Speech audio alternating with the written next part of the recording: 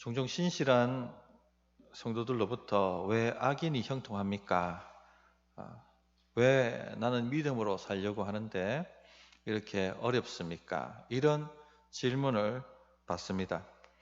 직장 생활 하다 보면 수단과 방법을 가리지 않고 옳지 않은 방식으로 성취를 하는 분들이 있습니다. 그런데 그런 분들이 우리 눈에 보기에는 오히려 더 잘 되어 가는 것처럼 보입니다.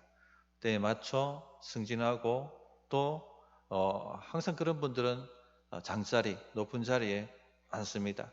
그리고는 밑에 사람들 하대하고 인격적 모독하고 쥐어짜고 갑질하고 그렇게 하는데도 불구하고 뭔가가 잘 되는 것 같고, 반면에 신앙생활 잘하고 믿음 생활 잘하는 나는 어렵고 잘 안 되고,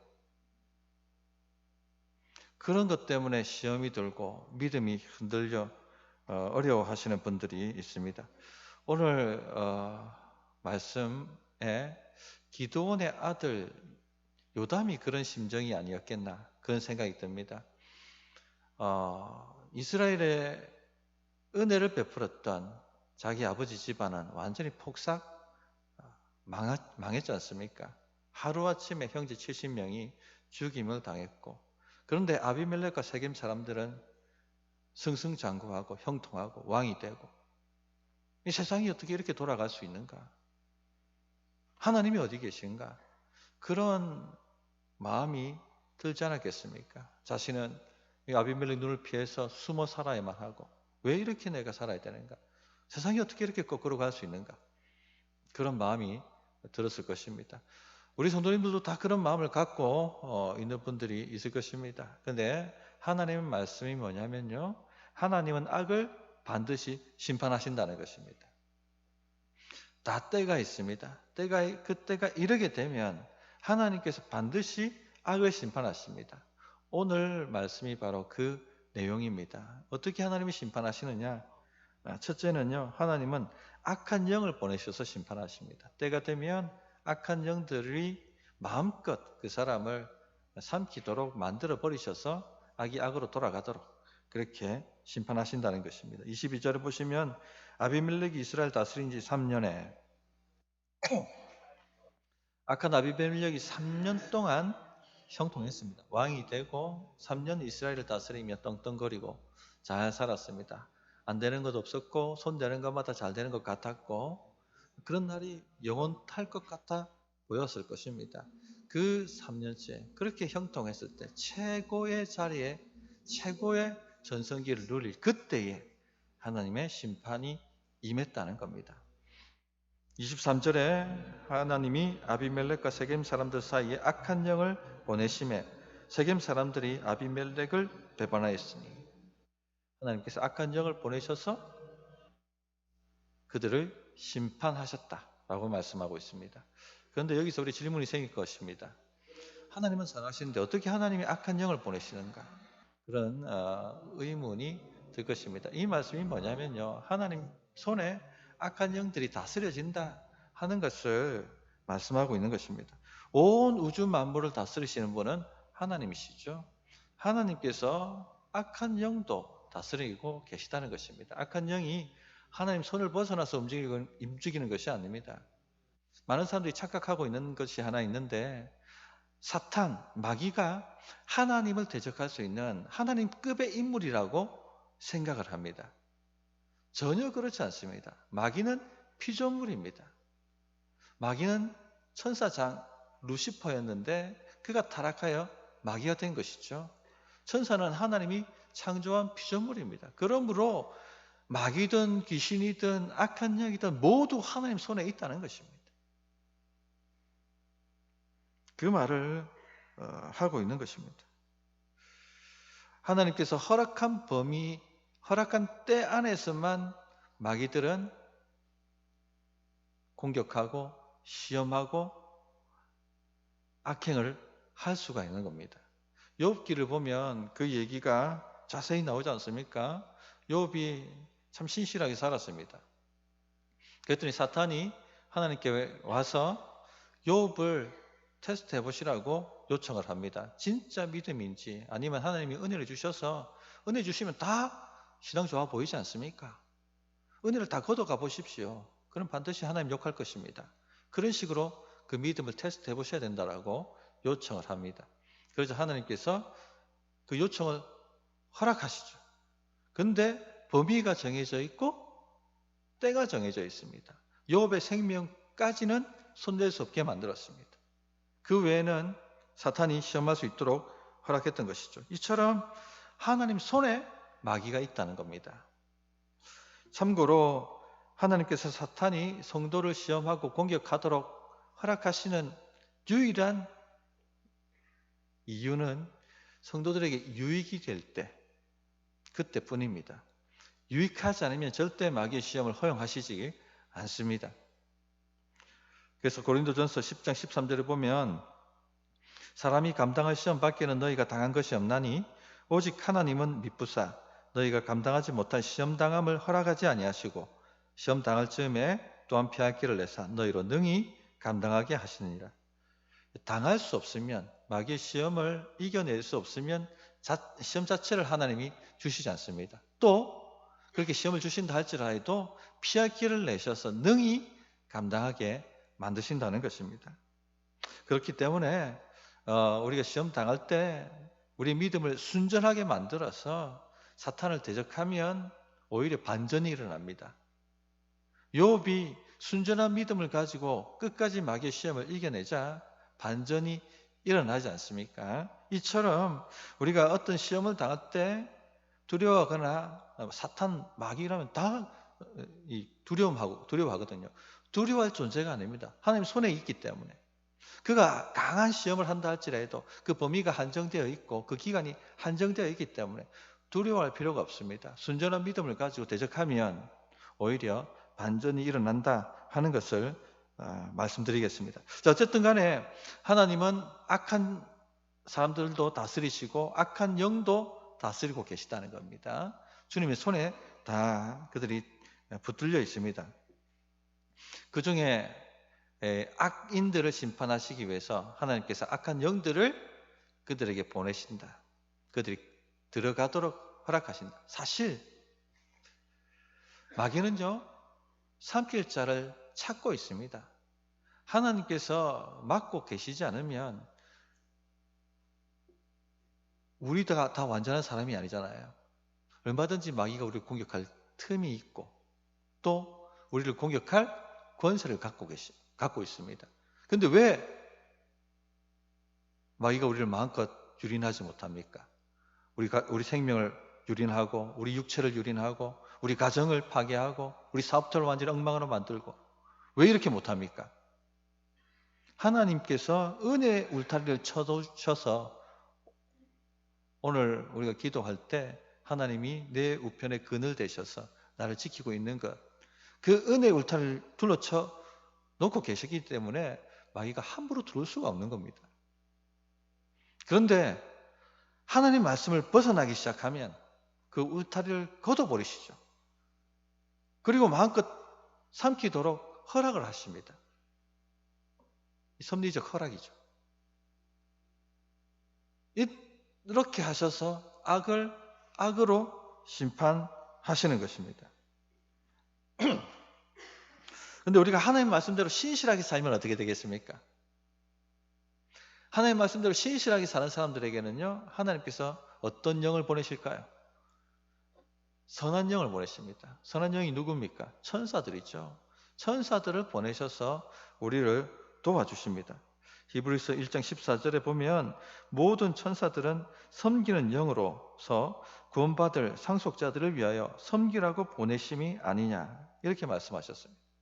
그래서 예수님께서 하나님 뜻대로 행하시기 위해서 하나님 뜻대로 십자가를 감당하시려고 겟세마네에서 기도하실 때 누가 와서 돕습니까?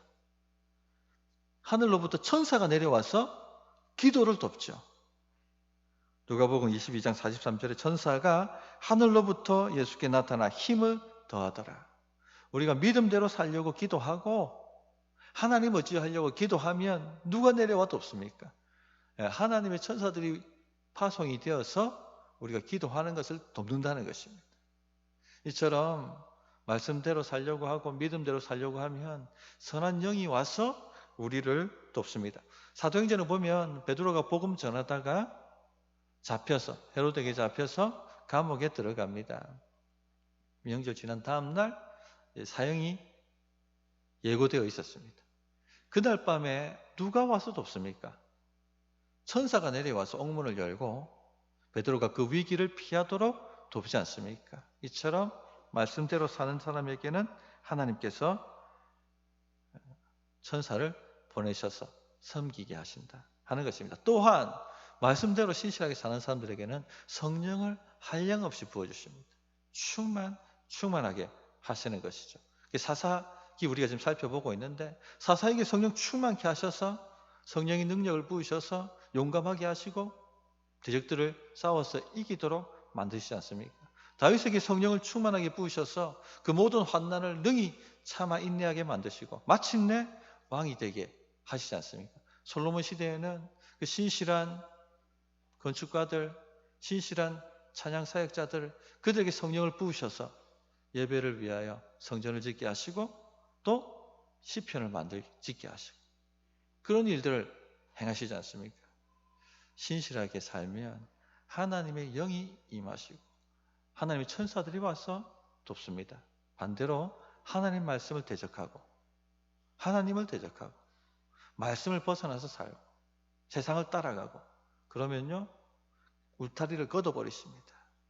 그러면 삼킬 자를 찾아 돌아다니는 사자떼 같은 마귀들이 악한 영들이 들어온다는 것이죠. 그렇게 하나님의 심판이 집행되는 것입니다. 자, 사울 왕이 하나님 말씀을 잘 따를 때는 어땠습니까? 성령 충만하고 그 능력을 받아서 대적 블레셋을 싸워서 이기지 않습니까? 그러나 그가 말씀을 대적하기 시작하고 하나님을 대적하기 시작하고 하나님의 뜻을 벗어나고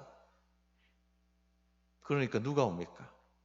하나님의 울타리가 걷어지고 임했던 하나님의 영은 떠나시고 하나님이 부리시는 악한 영들이 들어와서 사울을 고통스럽게 합니다. 사무엘상 16장 14절에 여호와의 영이 사울에게서 떠나고 여호와께서 부리시는 악령이 그를 번뇌하게 한지라. 이 정신적인 불안과 발작으로 평생 고통스럽게 살아야만 했습니다. 엘리야 시대 때 아합 왕 잘 아시지 않습니까? 부인이 이세벨이고 이세벨은 바알 숭배자들입니다. 온 나라 처처에 바알과 아세라 선지자들 다 데리고 들어와가지고 바알과 아세라 숭배하게 만들었습니다. 그리고 하나님의 선지자들은 다 잡아서 죽였습니다. 그런데 때가 되니까 드디어 하나님이 심판하시죠. 어떻게 심판하셨습니까? 아합 주변의 선지자들의 입에 아합에게 아부하는 모든 선지자 입에 거짓말하는 악한 영을 보내셨습니다. 그러자 이 선지자들이 거짓 예언을 하죠. 전쟁에 나가십시오. 이번 전쟁에 나가시면 반드시 승리합니다. 대적들을 다 물리칩니다. 그 말을 믿고 전쟁터에 나갔다가 그날로 죽었습니다. 하나님이 이런 식으로 악한 영들을 보내셔서 심판하신다는 것입니다. 영적 세계에는요 진공 상태가 없습니다. 하나님의 영이 다스리지 않으면 하나님의 영이 다스리지 않으면 악한 영이 들어와서 다스리게 되어 있습니다. 만약 그런 영들이 우리 인생에 들어와서 우리 인생을 주장하고 우리 가정에 들어와서 판을 치고 그렇게 되면 안 되지 않습니까? 하나님의 영, 하나님의 천사들이 우리 가정에 충만하게 들어와서 우리를 지키고 돕고 섬기고 이런 인생이 되어야 하지 않겠습니까? 이 일을 위해서 예수님께서 우리의 죄를 위하여 십자가에서 피 흘려 죽으시고 우리 죄를 용서해 주셨습니다. 죄가 있는 곳에는요 마귀가 들끓습니다. 쓰레기 더미가 있는 곳에 파리떼가 몰려드는 것처럼 바알이 파리의 왕이지 않습니까? 파리떼가 몰려드는 것처럼. 그런데 이 죄를 주님이 다 깨끗이 씻겨주셨습니다. 그리고는 하나님의 자녀가 되는 권세를 주시고 성령을 부어주셨습니다. 또 하나님 천사를 파송하셔서 섬기라고 지키라고 그렇게 하셨습니다. 그러므로 하나님 말씀대로 신실하게 살아가시기를 바랍니다. 그냥 말씀을 한 귀로 듣고 한 귀로 흘리지 마십시오. 말씀을 벗어나지 마세요. 말씀을 대적하지 마십시오. 교회를 대적하지 말고 하나님 말씀대로 살려고 나를 쳐서 복종시키십시오. 그래서 말씀을 붙들고 결단하고 내가 잘 이해가 안 된다 할지라도 나의 지금 내 자아하고 이 말씀이 충돌해서 내가 이해가 안 된다 할지라도 순복하십시오. 그게 복입니다. 그래서 목장에서 함께 그 말씀을 함께 나누고 또 서로 함께 기도하면 반드시 형통하게 되어 있습니다. 하나님의 천사들을 보내셔서 돕는데 왜 안 되겠습니까? 왜 안 되겠습니까? 될 수밖에 없습니다. 그러므로 말씀대로 신실하게 따라가십시오. 둘째, 하나님은 심은 대로 거두게 하셔서 심판하십니다. 자연법칙이 그렇지 않습니까? 콩 심은 데 반드시 콩이 나지 팥이 나지 않습니다. 팥 심은 데 팥 나지 콩 나지 않습니다. 영적인 것도 마찬가지예요. 영적인 세계의 법칙도 똑같습니다. 심은 대로 거둡니다. 악을 심으면 악이 나오고 선을 심으면 선이 나옵니다. 반드시 그렇게 되어 있습니다. 24절에 보시면 이는 여룹바알의 아들 70명에게 저지른 포악한 일을 갚되 그들을 죽여 피 흘린 죄를 그들의 형제 아비멜렉과 아비멜렉의 손을 도와 그의 형제들을 죽이게 한 세겜 사람들에게로 돌아가게 하심이라. 갚되 돌아가게 하심이라. 하나님은 심은 대로 거두신다는 것입니다. 그렇게 하셔서 악을 심판하십니다. 갈라디아서 6장 7절에 보면 스스로 속이지 말라. 하나님은 업심여김을 받지 아니하시나니 사람이 무엇으로 심든지 그대로 거두리라. 하나님이 다 보고 계시기 때문에 하나님을 내가 속이고 있다고 착각하지 마라. 너희가 심은 대로 반드시 거두게 될 것이다. 그렇게 말씀을 하셨습니다. 마가복음 4장 24절에는 또 이르시되 너희가 무엇을 듣든가 스스로 삼가라. 너희의 헤아리는 그 헤아림으로 너희가 헤아림을 받을 것이며 더 받으리니. 즉 우리가 헤아린 대로 그대로 헤아림 받게 만드신다는 것입니다. 심은 대로 거두게 하신다는 것입니다. 룻이 무엇을 심었습니까? 룻 아시잖아요? 나오미의 며느리. 룻이 하나님께 믿음을 심었죠. 모압 땅을 버리고 하나님의 땅 이스라엘로 옮겼습니다. 민족을 버리고 하나님의 백성이 되겠다고 나오미를 따라서 이스라엘 땅으로 돌아왔습니다. 하나님께 믿음을 심었죠. 또 홀로 된 시어머니를 위하여 선을 심었습니다. 내가 어떻게 어머니를 버리고 가겠습니까? 그렇게 어머니에게 선을 심었더니 무엇이 돌아옵니까? 복이 돌아오죠.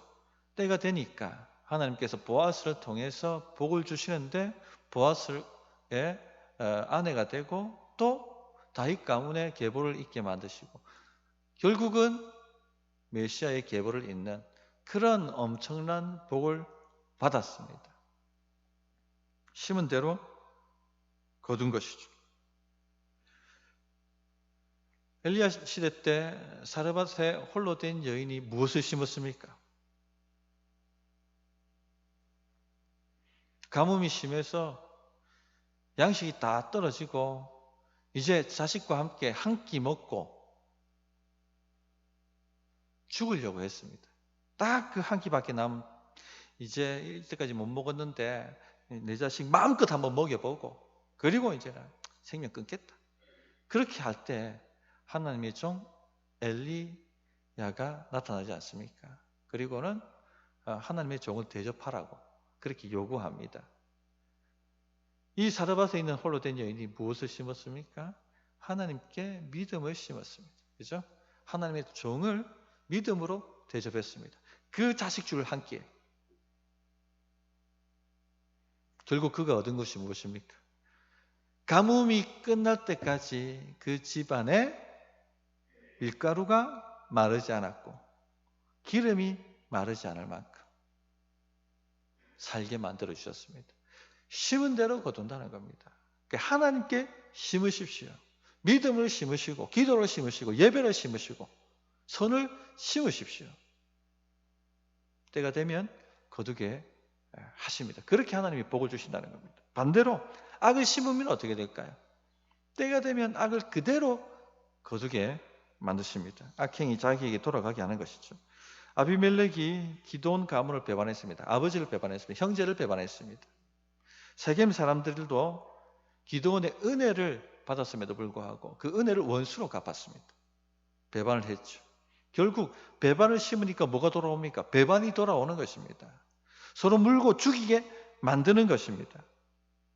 25절에 세겜 사람들이 산들의 꼭대기에 사람을 매복시켜 아비멜렉을 엿보게 하고 그 길로 지나는 모든 자를 다 강탈하게 하니 어떤 사람이 그것을 아비멜렉에게 알리니라. 아비멜렉의 보호 아래 있는 대상들을 세겜 사람들이 습격해서 다 강탈해 갔다는 겁니다. 세겜 사람들이 자신들이 추대해서 아비멜렉을 왕으로 세웠는데 좀 대접이 소홀했다 이렇게 여겼던 것이죠. 다 이것은 누가 조장한 겁니까? 악한 영이 들어와서 다 그렇게 만든 겁니다. 생각하도록.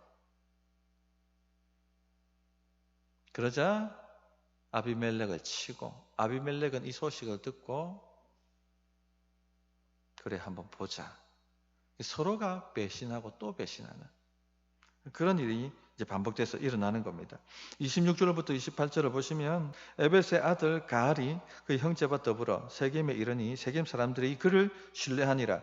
그들이 밭에 가서 포도를 거두어다가 밟아 짜서 연회를 베풀고 그들의 신당에 들어가서 먹고 마시며 아비멜렉을 저주하니 에벳의 아들 가알이 이르되 아비멜렉은 누구며 세겜은 누구기에 우리가 아비멜렉을 섬기리요? 그가 여룻바알의 아들이 아니냐?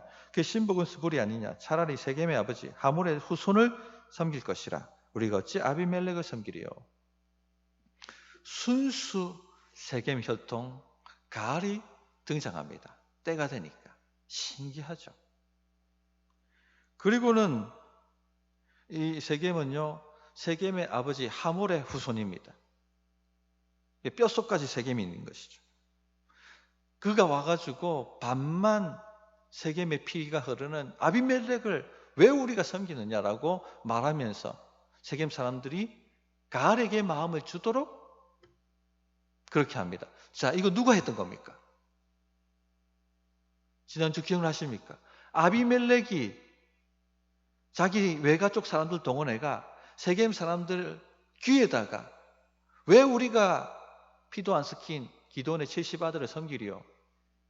이왕이면 세겜에 피가 있는 아비멜렉을 섬겨야 되지 않느냐? 그를 왕으로 만들어야 되지 않느냐? 그렇게 해가지고 여론이 자기에게 찬성하도록 왕을 세우도록 만들지 않았습니까? 똑같이 당하는 거예요. 심은 대로 거두게 만드시는 겁니다. 이번에는요, 순수 세겜 혈통이 나타난 겁니다. 반만이 아니라 혈통의 논리로 하나님 말씀을 어기었더니 혈통의 논리로 되돌려 주시는 것입니다. 그래서 순수 세겜인이 나타나서 하몰의 후손이 나타나서 세겜 사람들의 마음을 다 빼앗고 아비멜렉을 저주하고 반역을 깨한 것입니다. 이 이야기를 또 이 아비멜렉이 꽂아둔 방백 스불이 듣습니다. 그리고는 반역이 일어났으니 빨리 아침 해가 뜨기 전에 와서 매복하였다가 이 사람들을 다 치라고 조언을 합니다. 아비멜렉이 그 말을 듣고 밤새 달려와서 군대를 매복시키고 그리고는 가알과 세겜 사람들을 칩니다. 보십시오. 죽였더니 죽임이 오는 겁니다. 서로 물고 먹고 죽이기 시작하는 겁니다. 심은 대로 그대로 그들 행했던 악한 그대로 되돌려 받게 하신 것이죠. 성도님들, 하나님이 이렇게 심판하세요. 이렇게도 복을 주시지만, 심은 대로 거두게 하셔서 복을 주시지만, 또한 심은 대로 거두게 하셔서 악을 심판하신다는 것입니다. 야곱의 경우를 생각해 보세요. 야곱은 속이는 자입니다. 누구 속였습니까? 형 에서 속여서 팥죽 한 그릇에 장자권을 빼앗았습니다. 아버지 이삭 속여서 축복을 다 받아냈습니다. 속임으로 심었더니 속임으로 당합니다. 그리고 라반 삼촌 집에 도망가지 않습니까? 라반 삼촌 집에 라반의 딸 라헬에게 완전히 뿅 가가지고 라헬을 달라고 하니까 7년 일하라고 합니다. 그러면 라헬 주겠다고. 7년 종처럼 일했습니다. 종이 수입을 얻는 게 아니죠. 무임 노력 봉사를 한 겁니다. 7년 동안. 그리고 정말 이제 신방이 차려지고 아주 달콤한 첫날 밤을 보냈는데 아침에 눈 뜨고 일어났더니 옆에 누가 누워 있습니까? 레아가 누워 있는 거예요. 레아가. 삼촌 도대체 이게 어떻게 된 일입니까? 따져 물었더니 우리 지방에서는 언니가 있는데 동생 먼저 보내는 법이 없다. 그러므로 7년 더 일해라. 그러면 라헬을 주겠다. 그렇게 이야기를 합니다. 7년 또 라반한테 속아가지고 종처럼 일했습니다. 속였더니 속임이 온 것이죠. 장자권을 빼앗았더니, 축복을 빼앗았더니 자신의 시간과 자신의 재물이 빼앗김을 당하는 것입니다. 심은 대로 거두는 거예요. 다윗의 경우도 그렇죠. 다윗이 우리아 아내를 탐내어서 우리아 집안 완전히 박살내고 우리아 아내를 겁탈해서 자기 아내로 삼습니다. 다윗 가정도 그대로 박살났습니다. 다윗의 맏아들 암논이 이복 동생 다말을 겁탈해버렸고 여기에 분노한 압살롬이 암논을 쳐 죽였고 더 나아가서는 아버지 다윗을 쳐서 반란을 일으키지 않습니까? 반역을 일으킵니다. 그리고 백주대낮에 다윗이 남겨둔 그 처첩을 겁탈합니다. 심은 대로 거두는 거예요. 죽였더니 죽음이 오고 겁탈했더니 겁탈이 오는 겁니다. 가정 파괴했더니 자기 가정이 파괴되는 겁니다. 그렇게 하나님이 심은 대로 거두게 하시는 것입니다. 성도님들 반드시 그래요. 우리 삶은요. 결국 내가 몇 년 전에 혹은 10년 전에 20년 전에 어릴 때 심었던 것이 지금 열매를 맞아서 나에게 내 삶을 이렇게 만들고 있는 겁니다. 인생을 이렇게 만들어가는 것입니다. 만약에 내 삶에 자꾸 반복되어지는 실패나 반복되어지는 환난과 반복되어지는 어려움들이 오고 있다면 깨달아야 합니다. 도대체 하나님께서 무엇을 깨닫게 하시는 것인지, 무엇을 내가 잘못 심었는지, 그거 깨달으라고 자꾸 이렇게 반복해서 일이 일어나게 만드시는 것이죠. 그 깨닫고 고치면, 바로 잡으면 문제가 해결됩니다. 성도님들, 속이면 속임이 돌아오고 빼앗으면 빼앗음이 돌아옵니다. 배반하면 배반이 돌아옵니다. 혈통 논리를 앞세우면 혈통 논리로 당하게 되어 있습니다. 반드시 심은 대로 거두게 되어 있습니다. 그러므로 어려운 일이 생기면 무조건 해결을 해달라고 울부짖지 말고 무엇을 깨달으라고 하시는 것인지를 돌아볼 수 있는 그런 지혜가 있어야 합니다. 전도서 7장 14절에 형통한 날에는 기뻐하고 공고한 날에는 뭐 하라고 하셨어요? 되돌아보아라. 되돌아보아라. 무엇을 심었는지 되돌아보아라. 그렇게 말씀을 하셨습니다. 무엇을 고쳐야 되는지를 깨닫고 그 깨달으려고 하면 하나님이 깨닫게 하십니다. 알려주십니다. 그럼 과감하게 결단하고 바로 잡으십시오. 내가 이해하지 못한다 할지라도, 지금 내가 갖고 있는 철학과 반대된다 할지라도 자기를 꺾고 주의 말씀에 순복해 보시기를 바랍니다. 그러나 많은 분들이요 그렇게 살지 않습니다. 그런 일들이 반복되면 좌절하거나 원망하거나 낙심하거나 삐지거나 그렇게 합니다. 오랫동안 신앙생활을 해왔던 사람들도 다 그렇게 합니다. 하나님의 은혜를 맛보고 초자연적 능력을 경험했던 사람들도 그렇게 합니다. 고통이나 환경을 통한 하나님의 가르침을 받으려고 하지 않습니다. 여전히 본능적이고 육체적인 수준에서 반응합니다. 왜 나는 똑같은 일을 계속해서 반복하여 당하게 하시는가? 내 이럴 줄 알았지. 또 하나님 나에게 이르칠 줄 알았지. 왜? 난 이렇게 열심히 충성봉사하는데 나보다 열심히 하지 않은 사람들이 복을 받는 것. 왜 그런 것이야? 그런 식으로 반응합니다. 깨닫지를 못합니다. 여전히 자기중심적이고 자기 에고가 꺾이지 않고 있는 그런 삶을 살아갑니다. 성도님들, 우리 삶에 일어나는 모든 배후에는 누가 역사하고 계십니까? 하나님이에요, 하나님. 하나님의 섭리의 손길이 다스리고 있는 것입니다. 심은 것을 거두게 하시는 하나님의 손길을 깨달을 수 있어야 됩니다. 신앙이 급격하게 발전할 수 있는 방법이 뭐냐? 섭리의 손길을 되돌아보아 깨닫는 것이에요. 깨닫는 것.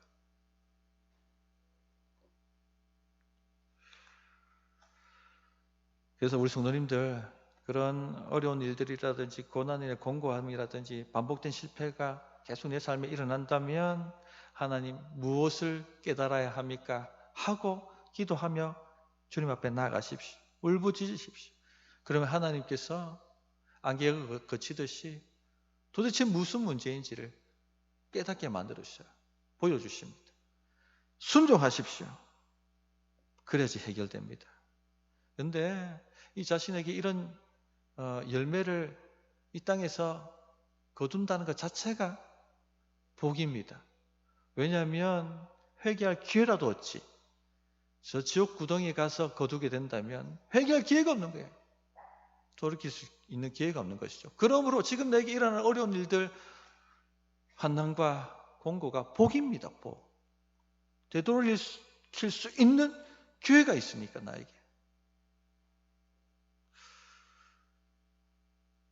악을 심으면 안 됩니다. 선을 심으셔야 됩니다. 누가 나에게 악하게 행할 때 악으로 갚지 마세요. 선을 심으십시오. 하나님께 믿음을 심으십시오. 하나님께 예배를 심으시고 기도를 심으십시오. 그러면 때가 되면요 반드시 거두게 되어 있습니다. 말씀을 정리하도록 하겠습니다. 하나님 반드시 악을 심판하십니다. 세상 잘 되는 거 절대 부러워하지 마세요. 곧 망합니다. 불신자들 형통한 것, 신앙생활 제대로 안 하는 나일론 신자들이 잘 되는 것 부러워하지 마세요. 곧 무너집니다. 심은 대로 반드시 거둡니다. 이 땅에서 거두지 않으면 더 지옥 구덩이에 가서 비참하게 거두게 될 것입니다. 어떻게 하나님이 심판하십니까? 악한 영을 보내십니다.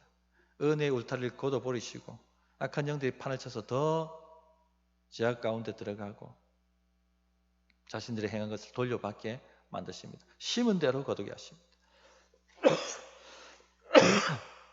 그러므로 할 수 있는 대로 선을 심고 믿음을 심는 우리 성도님들 되셨으면 합니다. 어떻게 응답해야 될지 1분간 기도합니다.